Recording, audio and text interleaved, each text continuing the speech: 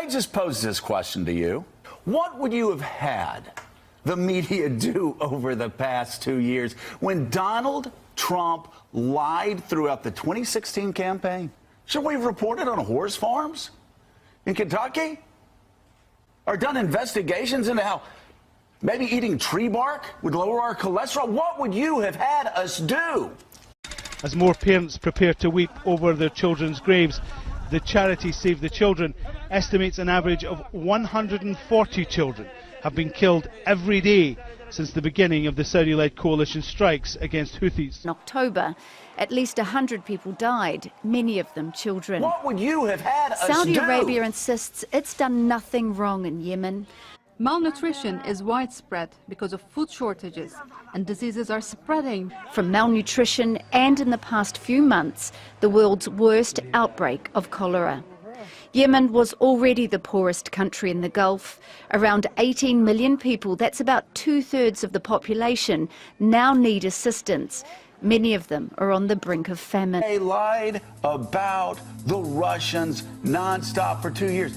Oh, let's see. Maybe the press, maybe the New York Times, maybe the Washington Post, maybe the Wall Street Journal, maybe they should have just ignored the fact that Don Jr. met with a bunch of Russians.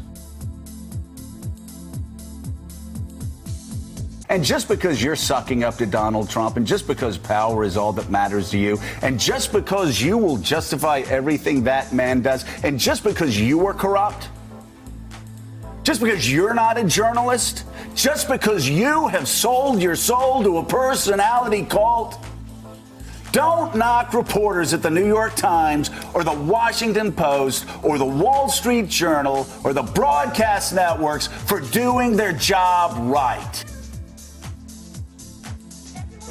Yeah, well, we're in conversation with major American companies now that are either in Venezuela or, in the case of Citgo, here in the United States. I think we're trying to get to the same end result here. You know, Venezuela is one of the three countries I call the troika of tyranny. It'll make a big difference to the United States economically if we could have American oil companies really invest in and produce the oil capabilities in Venezuela. It'd be good for the people of Venezuela. It'd be good for the people of the United States. We both have a lot at stake here, making this come out the right way. Decades of opioid overprescription, an influx of cheap heroin, and the emergence of fentanyl, a synthetic opioid that is 50 times more potent than heroin. It's the deadliest drug crisis in American history, killing about 90 Americans every day, roughly the same number as car crashes. Opioids are now the biggest drug epidemic in American history. Of the 100,000 people who live in Huntington and surrounding Cabell County, officials estimate that 10,000 of them have become addicted to opioids like heroin and pain pills. Officials say there have been more than 100 deaths in Cabell County so far in 2017, with more than 2,000 overdoses expected by year's end. And a lot of you that were bitching and moaning last night and being morally self-righteous, you are the bad actor. You're lecturing the Washington Post and the New York Times on journalism.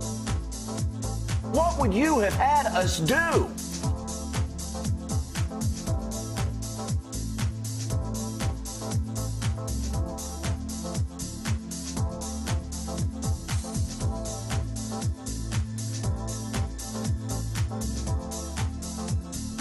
Maybe they should have just ignored the fact.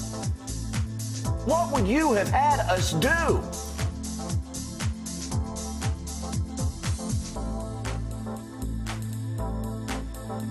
Maybe they should have just ignored the fact.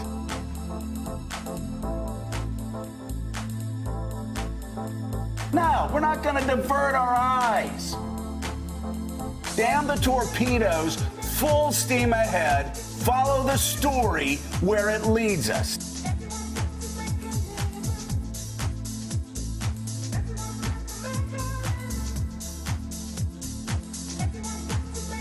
Maybe they should have just ignored the fact.